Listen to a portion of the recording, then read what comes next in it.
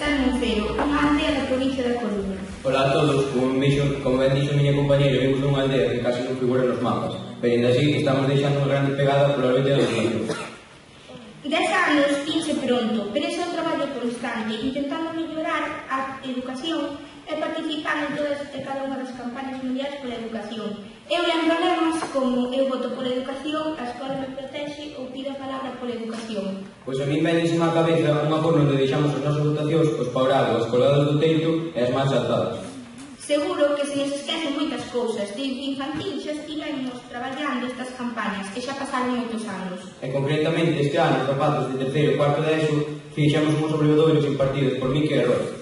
Non só aprendimos que a educación é un motor do cambio, senón que tamén aprendimos a traballar en grupo, a respetarnos, a valorarnos e a non criticar.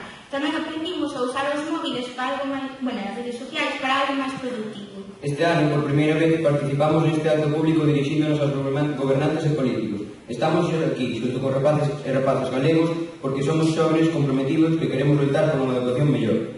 Gracias a todos e a todas por escoitarnos e parabéns aos vosos profesores e profesoras polo compromiso de lograr unha educación universal e de calidade. Entre todos e todas, a chegada máis visible.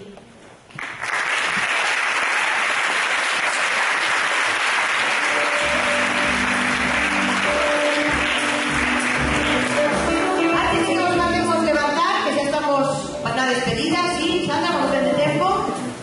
Aí vamos.